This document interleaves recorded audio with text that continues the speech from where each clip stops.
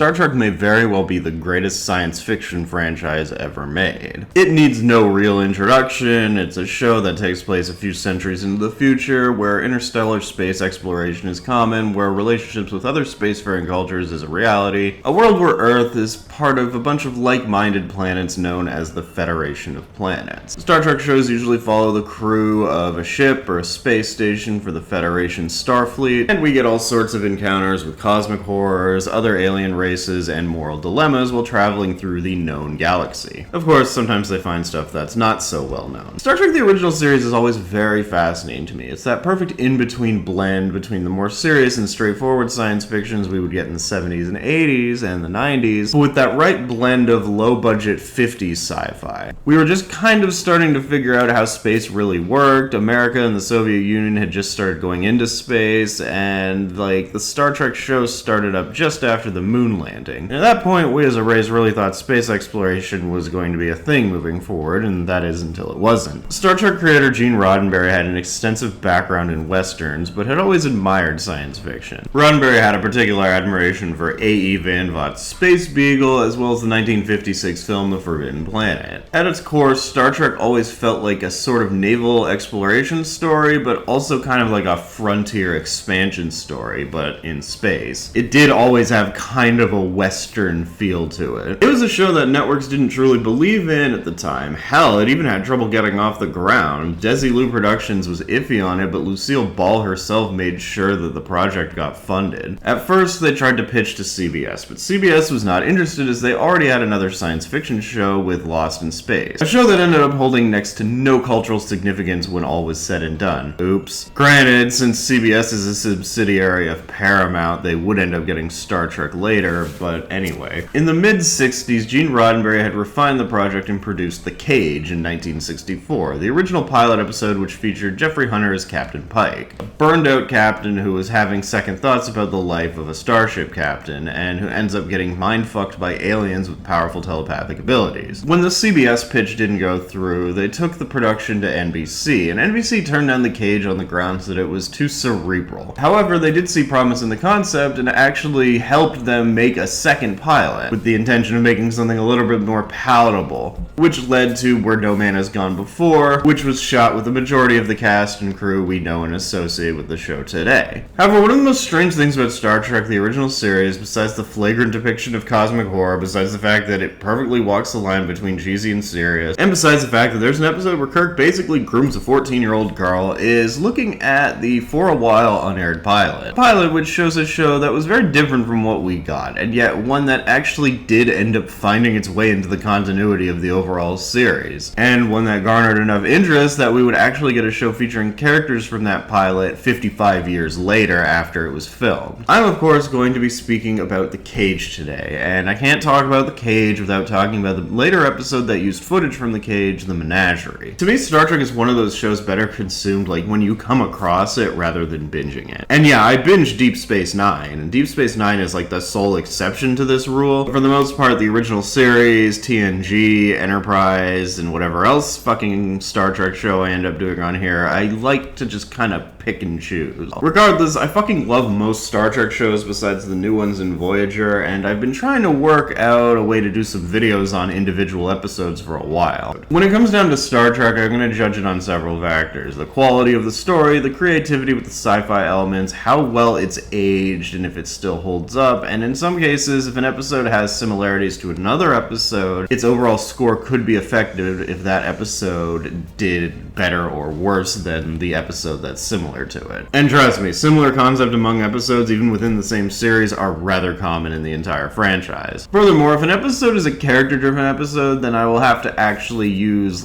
how these characters were utilized as a factor in the overall grade of the episode. Now, of course, The Cage features no characters from the original series appearing, besides a very different Spock. Records show the tallest group has never been explored. Solar system similar to Earth, 11 planets. So the character factor would hardly fall in with how this episode is graded. It's basically just a one-off story when you look at it in the grand scheme of the series. At its core, the Star Trek that we see in the cage is basically Horatio Hornblower in space. Like, everything feels a lot more naval and a little more militaristic than what the show would become. The first thing I noticed when comparing the cage versus what the original series would become is that it just feels a lot more bleak. Now, the original series wasn't upbeat by any means. It did have a lot of really bleak, like, cosmic horror moments. But when you look at it, Kirk, regardless of what happens, what he encounters, and what have you, he maintains a pretty gung-ho attitude towards his place in his life as a Starfleet captain. The only time we ever really start to see him doubting his path in life is when he gets a little older and realizes his best years are behind him. Now, when this episode does eventually get put into the canon of the show, it's stated to have taken place about 13 years before the first season of Star Trek. So I think it's safe to assume that Captain Pike is maybe like 10 years older than Kirk, give or take a few years. Where the cage picks up, the Enterprise has just left Rigel 7, where a bunch of Captain Pike's crew members were injured, maimed, and or killed by Rigelians. No, not Kang and Kodos, not those Kang and Kodos, or the specific ones that... Anyway, he's bearing the burden of being responsible for a crew of people and constantly leading them into situations where they are killed or horribly maimed under his command, and it's starting to take a mental toll on him. I think the weird thing is because, like, yes, this is the first ever version of Star Trek, but it almost seems like a deconstruction of what we ended up getting a few years in advance of what we actually got. I'm not saying Kirk didn't bear the burden, but it's almost comical how often Kirk's men are killed. Sometimes it's even directly Kirk's fault, but for the most part, unless it's central to the plot of an episode, Kirk more or less is very accepting and even dismissive of those dying under his watch. It's definitely downplayed what kind of effect it has on Kirk. He's dead. Whereas Pike here is just a wreck over it. And yeah, I imagine, you know, if you were constantly forced to make decisions in which your men are horribly killed by cosmic horrors, hostile aliens, or transporter malfunctions, you would likely start to feel pretty shitty about it and your place in life. You can also really see the difference between like the early 60s and the late 60s when you compare the cage to the first season of the full show. There's this running gag where Pike is just like not happy that his human is on the bridge because she's a woman, stating himself that he can't get comfortable with the idea of it, like right in front of his female first officer. She does a good job, all right. It's just that I can't get used to having a woman on the bridge. No offense, Lieutenant. You're different, of course. And everything in the cage's setup just seems like a tiny bit more conservative and less influenced by the progress of the times. Another thing I need to point out is there's like no ethnic people on the Enterprise this time around. There's no black people, there's no Asians. Like, one guy's named fucking Jose, but he doesn't really look Latino. And based on Pike's earlier talk about women on the bridge, it's very clear that in this version of Star Trek, gender roles are still kind of enforced. Now, every crew member in the pilot is different from what we would get in the original series, besides Spock, who, as I mentioned, acts nothing like Spock in this version. It wasn't even established that he was a Vulcan yet, with some scripts even having him listed as a Martian. Canonically, you could say Spock was maybe just going through a phase where he was trying to play more to his human heritage, because he seems a lot more emotional and bombastic how he speaks. The only other cast member who would go on to appear in future Trek seasons was Majel Barrett, who would play Nurse Chapel in TOS, Lixana Troy in TNG, and would also provide the voice for the computer in every series up until her death. By the time we meet Christopher Pike, he's very high-strung and shitty.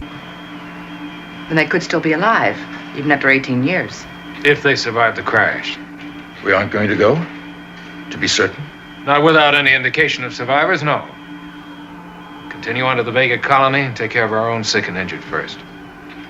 And it's because of the aforementioned Rigel incident. So much so that when he goes to his quarters in a fit of depression, he's visited by Dr. Smokey. That's not his name, but just look at that dude. He just, like, looks like a dude who puts away 2 packs a day. He's just got that air about him. The doctor decides that the best treatment for Pike's depression is booze. Did I mention this is the early 60s? Dr. Boyce seems like an older, wiser figure to give a seasoned but still young Pike someone to go to for advice. That at least just seems like the direction they were going for. And it feels, this is like kind of like that 50s runoff where it's like two men just having a drink together and being men, and sadly it doesn't devolve into gay sex, but instead allows Pike to open up about his feelings, how he resents his position as captain and the responsibility that comes with it, and how he fantasizes about literally any other life for himself, with the rare hint that there actually is other shit for people to do in the Star Trek world outside of Starfleet. These earlier references are pretty neat, especially when you consider that they actually managed to work a lot of things from this pilot into the main canon. But one of the more interesting pieces of the lore, something that is even somewhat downplayed here versus the original concept, is that going into light speed actually was going to originally cause time dilation. I see why they dropped this, because that would have just made the show extremely difficult to write, but it is neat to think that at one point they were going to utilize time dilation in regards to warp speed.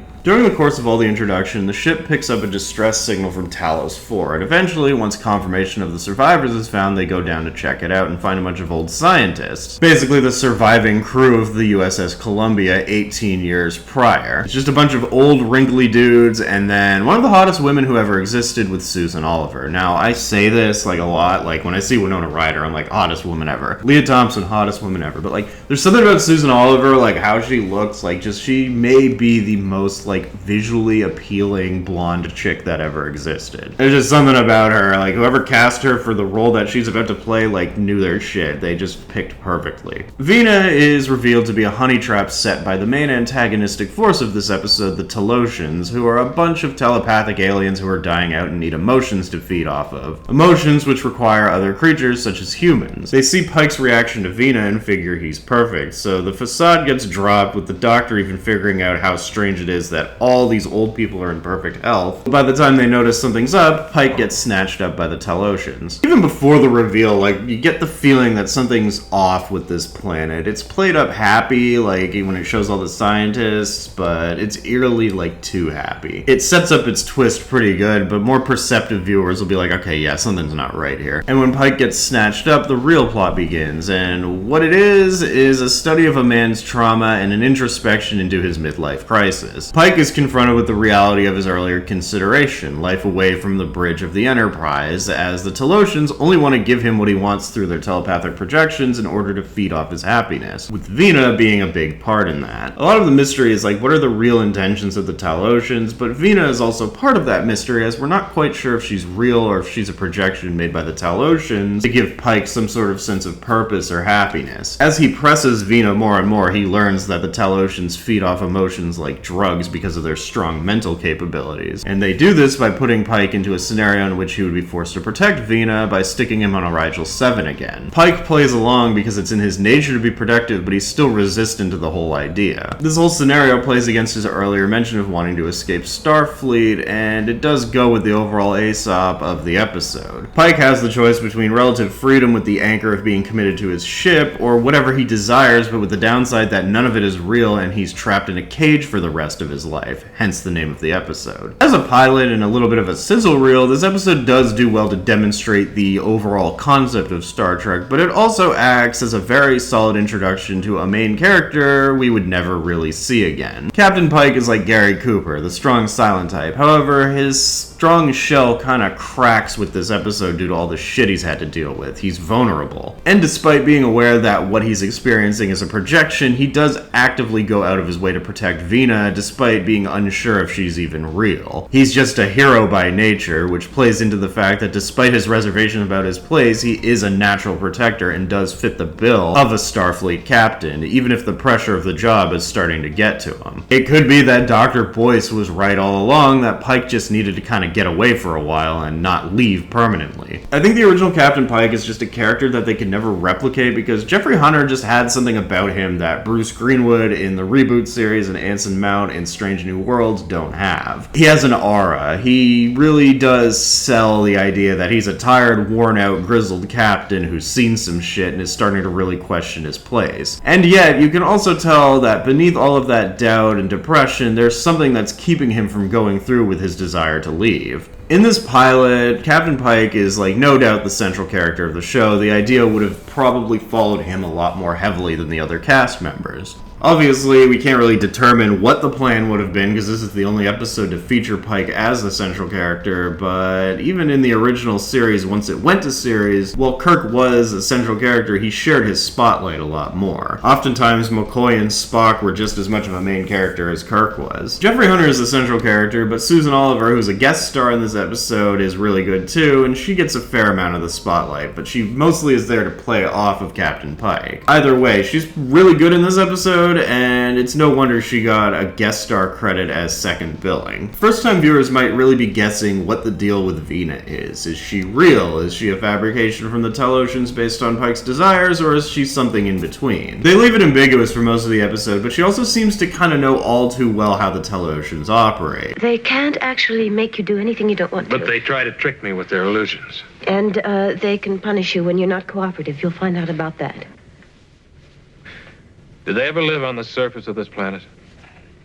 But even still, she's giving him little hints and shit as to how they work, but you can't really determine whether that's Vina the human doing it, or if the Talosians are kind of just throwing Pike some hints so that he gets with the program. She explains the origins of the Talosians, how they were forced underground by a war, which, War. Thousands of centuries ago. Thousands of centuries ago. That sounds like a lot of time, but anyway, it's a little far-fetched, but early science shit. The whole idea of the Talosians' origins do play into Pike's inner struggle. Their mental abilities became so great that while underground, they started living in a dream world, using their own projections to kind of just be happy without actually improving anything. They had nothing to really strive for, and eventually their race became stagnant. They just sit underground living through the memories and dreams of other creatures just simply to feel something. It's almost like a drug, which is why they just have all these creatures that they just grabbed out of space at some point, and which is why they grabbed Captain Pike. I'm guessing they need to, on some level, have a creature that is sentient and has the entire emotional spectrum available. Even though they big-time Captain Pike for being less evolved than them, It appears, Magistrate, that the intelligence of the specimen is shockingly limited. This is no surprise, since his vessel was baited here so easily with a simulated message. As you can read in its thoughts, it is only now beginning to suspect that the survivors and encampment were a simple illusion we placed in their minds. You're not speaking, yet I can hear you. it's clear that humans meet the criteria that the Talosians would need to feed off of their fucking emotions, as well as to repopulate the planet and rebuild it, essentially trying to make Pike and Vina their Adam and Eve. Each side of Pike's dreams encompass different parts of his desires, with the wholesome concept of having a wife and going back home to a park with his horses, to the more primal and sexual desire of being an Orion slave trader and having Vina dance around in the first appearance of the hot green chick. See, Pike's a strong man, because I would have whipped my shit out right then and just started fighting. Pike is defiant. He learns that anger and rage prevent the Talosians from reading the mind, and he presses Vina for confirmation on that. And we get further confirmation that Vina has been on that planet for quite a while, and that she too tried to resist them, but was basically broken down into compliance over the years of being there. Do emotions like hate, keeping hate in your mind, does that block off our mind from them? Yes. They can't read through primitive emotions, but you can't keep it up for long enough. I've tried. Not having the force of will to withstand everything that was thrown at her. And still yet, Pike fights, even refusing to throw a fuck into the alien Vina, which prompts the Talosians to steal number 1 in Yeoman Colt. Which leads to our bad line read of the episode.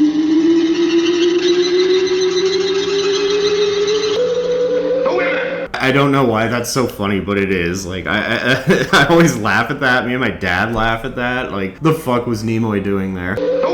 The Talosians need positive emotions to feed off of, and yet in their desperation they seem to not be capable of grasping any sort of empathy, that any creature advanced enough to provide the type of emotions they need to feed off of is also sentient enough to resist imprisonment. They offer up number 1, or Colt, to Pike, and Pike continues to be defiant, and in their desperation they accidentally transported 2 women who were armed. Vina starts getting really jealous, which it's kind of sad once we get to the reveal of the episode, but it's funny when we see it here. Now there's a fine choice for intelligent offspring. It's like, what would happen to Vina if Pike just picked Colt or number 1? She'd have no purpose. And she kind of fucking chirps number 1 pretty good here. Offspring as in, he's Adam. Is that it? You're no better choice. They'd have more luck crossing him with a computer. I love the implication that number one has had thoughts of getting dicked down by her captain, and how Colt is just some kind of sex freak. The factors in her favor are youth and strength, plus unusually strong female drives. They have to play it kind of subtle because it's the 60s, there were standards and practices. They couldn't just up and say, yeah, she's a skank who squats on dick like she wants it so bad. They get what they're saying, but they don't come out and say it straight up. I'm gonna go ahead and mention that in later episodes, you're gonna really learn that Gene Roddenberry was a fucking sex freak. I'll have you know, Naked Robber was one of Star Trek creator Gene Roddenberry's favorite party games. As soon as Pike gets the upper hand, the Talosians attack the ship, but then quickly learn that humans are incompatible because they are just not good at captivity at all. And while it seems like a victory for Pike, it's kind of bittersweet because in all the centuries of trying, and despite the implication that they plan to use Vina and Pike to create more humans to act as slaves to rebuild the planet, essentially the human race was thus far the last shot they had, and now, while they'll live for a while, they're pretty much done as a race. I think that while some of the overall tone of The Cage is very different from what Star Trek would end up doing, it did also get something else right, and that's how often the alien race may seem evil or antagonistic only for it to be a total misunderstanding. The Talosians aren't bad at all, they're just desperate, and with this experiment not working, they've kind of reserved themselves to their doom, and at the end of the day, it's pretty fucking sad. Even Pike is affected by this. No other specimen has shown your adaptability. You were our last hope. But wouldn't some form of trade, mutual cooperation?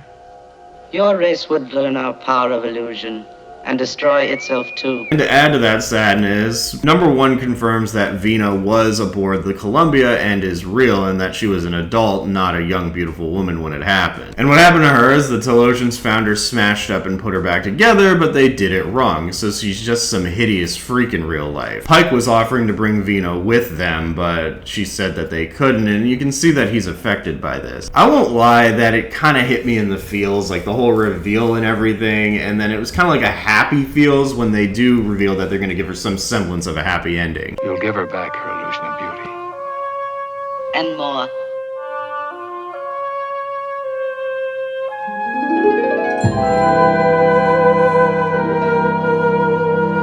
She gets her beauty back in the illusion, and she's given a companion with a Captain Pike illusion, but it's still kind of sad. I guess you can say that it's perfectly bittersweet, and the music they use, like, during this whole sequence is just, it kind of adds to that. But just as you're here, like, emotionally thinking about this, being like, oh, fuck, that was heavy, they break the tension with Colt being horny on May.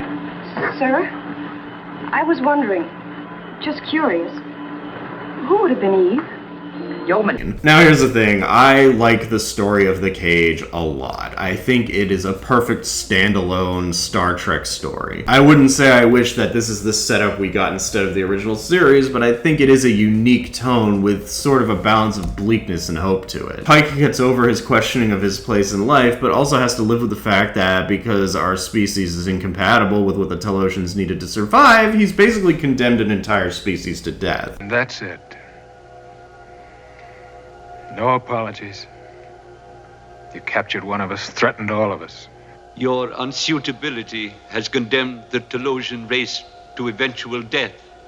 Is this not sufficient? A good Star Trek episode usually leaves you thinking after it's done. It invokes a response because while it's science fiction, it does tackle things that could very well become real situations that someone may face once we finally master interstellar space travel. Hell, we face situations like that in real life with animals and even genocide. Humans just overlook genocide every fucking day. I love the Talosians. I think they're like really cool looking and they're iconic. They're simple but effective, and they do certainly embody a stereotypical evolved to the point of telepathy humanoid alien race archetype. It was pretty genius to have them all played by women but done up to look androgynous, so we don't really know what their genders are. Like, the special effects for 1964 are pretty good. Like, they got those heads pulsing and shit to show that they're using their powers. I've mentioned that I like Captain Pike as a character. I loved Vina, even though, like, I thirst over Susan Oliver throughout this episode. Like, she puts on a performance here. You can tell she's just as desperate for things to work out as the Talosians because her life is is tied to them. It's a heartbreaking story. And while most of the crew didn't get expanded upon because it was their only appearance in the show with the exception of a few, I do like the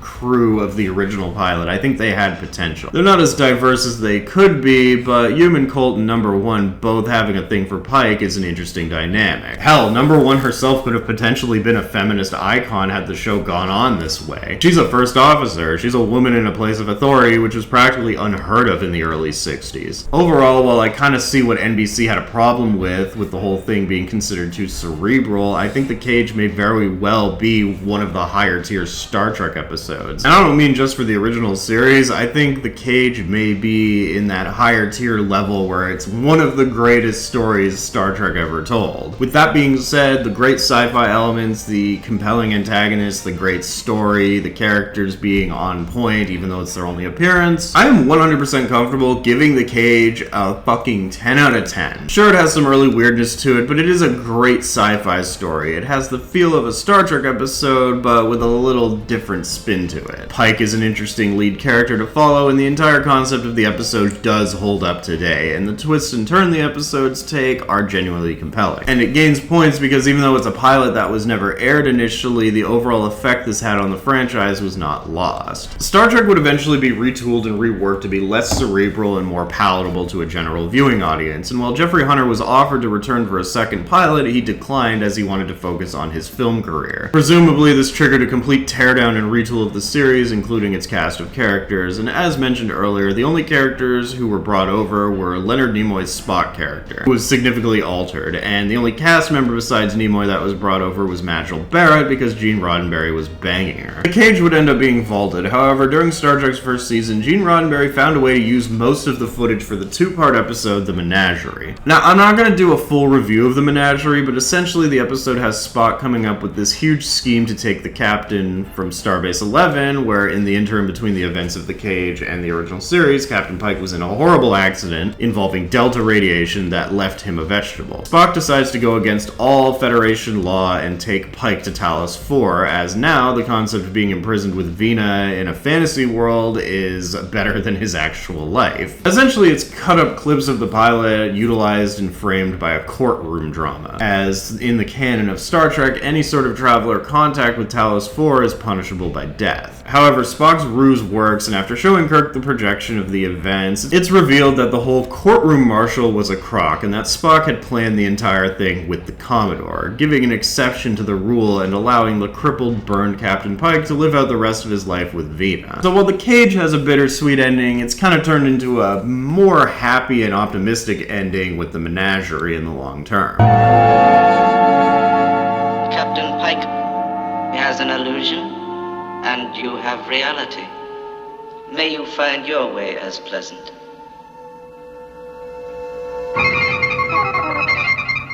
I get the feeling Roddenberry had become attached to what he had written and the story, and he felt he needed closure, and in the process of that, he managed to do something pretty ingenious. He salvaged the unaired pilot's footage and utilized it for a two-part episode, and it's a two-part episode that's considered one of the more memorable episodes of the series. The crippled Captain Pike with the wheelchair and the light beeping for yes or no has been parodied several times in media. For the longest time, this is the only time we ever saw The Cage, chopped up and used for context in The Menagerie. And while Star Trek would go on and be a modest hit during its original run, it would become a pop culture phenomenon when it would be syndicated in the 70s, leading to a massive franchise of movies, sequel series, and spin-offs. The Cage itself would not be released in full until a VHS home video release in 1986, with some of the footage not featured in The Menagerie edited back in, but in black and white. This was due to the original negatives being lost. It would also have an introduction by Gene Roddenberry. In 1987, the original negatives were found, and the episode was aired in full color in 1988 as part of a retrospective hosted by Patrick Stewart. Furthermore, The Cage was also released as a standalone on Laserdisc and was aired on TV several times, including on UPN as part of the hype wagon for Star Trek First Contact. And The Cage, despite being unaired until about 20 years after its production, has had a major impact on the franchise, as finally, after 55 years, they made a Star Trek series starring Captain Pike, with it being the longest pilot pickup period in history. Of course, everyone's since been recast, but still. Now, Jeffrey Hunter, despite being the iconic Captain Pike, would not live to see Star Trek's popularity, nor would he ever make any appearances again. In the Menagerie, he's played by a different actor when he's in the wheelchair, with only the stock footage of what they actually shot with him being shown. And before the show could become a pop culture phenomenon, and he could reap the benefits of Star Trek conventions and possibly appearing again in the series, he sadly passed away, like a week after the original series ended its initial run. The circumstances behind Jeffrey Hunter's death are kind of fucked up. So he was working on a movie in which he was supposed to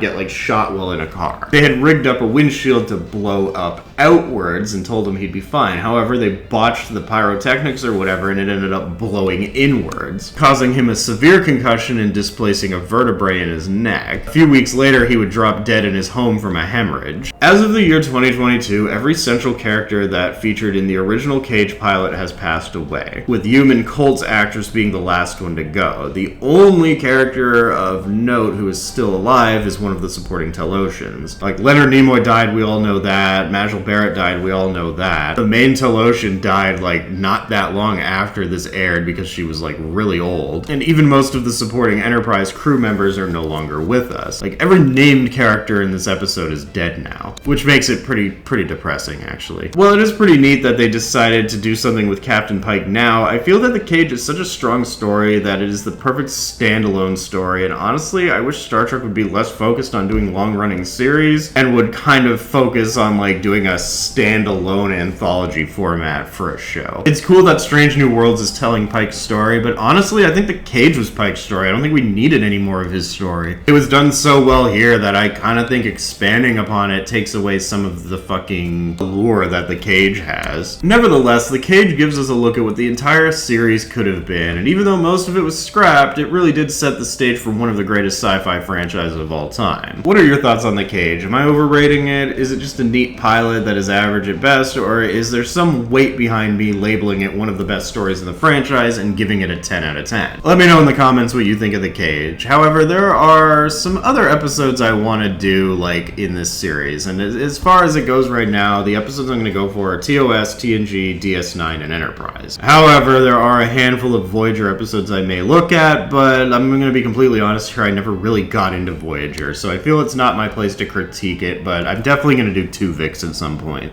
If you liked this video, subscribe for more Star Trek content, as well as horror, animation, and other reviews. Drop me a like, share me with your friends, and feel free to start an argument with me in the comments section. Until next time, to infinity and beyond. I mean, live long and prosper. Live long and prosper!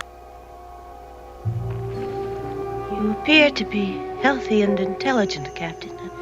A prime specimen. I didn't get that last message, Captain. Affirmative on request.